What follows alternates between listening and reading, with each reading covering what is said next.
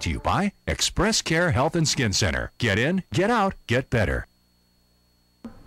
Welcome back to Healthy Living. Itching can be very irritating and can also be a sign of much more than just dry skin. Express Care's Dr. Jitka Lom has been breaking it all down for us, and now she's going to help answer some of our viewer questions. Our first one, you kind of touched on a little bit, is from Valerie from Manila, asking, what detergent do you recommend for those with sensitive skin? Again, a fragrance-free detergent. The trade names are all Clear, Tide Free, Arm & Hammer fragrance-free, Draft, and Woolite, and Purex sometimes, but it has to be fragrance-free. So look for those names. Just look for fragrance-free. Do you recommend not using fabric softener then? Yeah, you can use the dryer sheets. If you can get unscented dryer sheets, they're better, but as far as fabric softener, skip it. Okay. Yeah. Jonathan from Jeddah asks, I have a light brown indentation on my back that itches regularly. Should I be worried? You might be worried depending on your age group. Several years ago I had a man come to the practice who had just itch, and he had a giant melanoma on his back. That's a skin cancer. And so your problem might be a serious one, but it also might be just an area that's constantly exposed to irritation from chemical again or from the sun, and especially on the back, if you're facing away, the sun will go through your t-shirt and cause a reaction on the back, which is not uncommon, and people will have an itch in just one portion of their back, and they'll scratch. Okay. Norma from Magana Heights asks, I read that oatmeal or cornstarch can help my itching. Is this true? I don't know. Would you put that on your body? Well, it can depend. That would be helpful. Oatmeal and cornstarch, these are drying agents, right? So if you're somebody with oozing chicken pox or a sore that's oozing and it's itchy, something wet, then it will be helpful to use cornstarch or the oatmeal.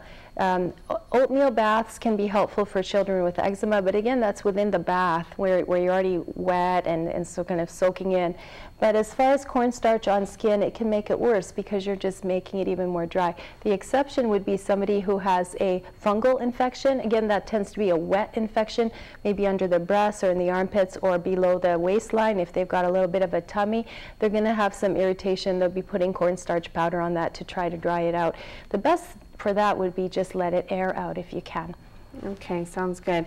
Joyce from Telefofo asks, can my constant exposure to the heat and sweat be contributing to my itching? And I'm sure wow, that was just a perfect lead-in. So yeah, yes, it could be.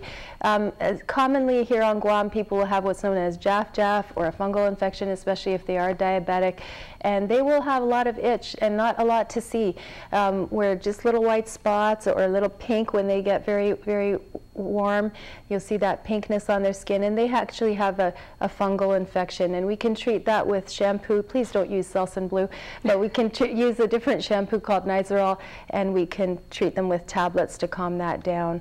Yeah. Okay, so no Selsun Blue then. Skip the Selsun Blue. All right, our last question comes from Leilani from Hagåtña. She asks, what is the best way to prevent my daughter from scratching insect bites? That is so difficult too.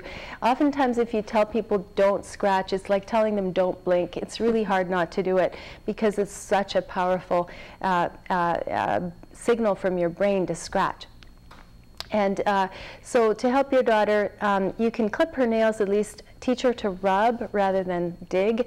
And you could use other modalities like ice. You know, if it's a little child, you'll sometimes see them wearing little mittens so that they're not tempted to scratch. And then just buy some over-the-counter cortisone, hydrocortisone cream or ointment, and teach her to just put a little bit on that bug bite as soon as it arrives. There are also prescription ones that are stronger if that's not good enough. Some kids are super itchy.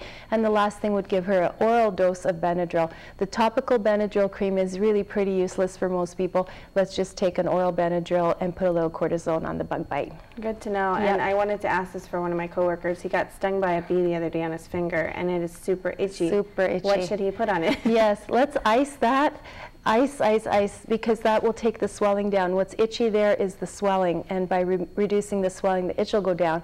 As far as putting something on it, if you have any strong steroid cream at home, like these are prescription strength, you can put that on, and then taking Benadryl by mouth. And remembering that it's your hand, so don't keep it down. That'll make it swell more. put your finger up. All right, any last words of advice on the topic of itching? I love this topic. Itching, you know, if it itches, try not to scratch it. That's my piece of advice. Rub or do the wiggle. Yeah, or put some ice on. All right, thanks, Doc, so much for all the great advice. Yeah. Dr. Lom will be back again next week. And men, listen up. We will be talking about testosterone and erectile dysfunction. Don't be shy. Send us a question to healthyliving@kuam.com. We are back with more right after this.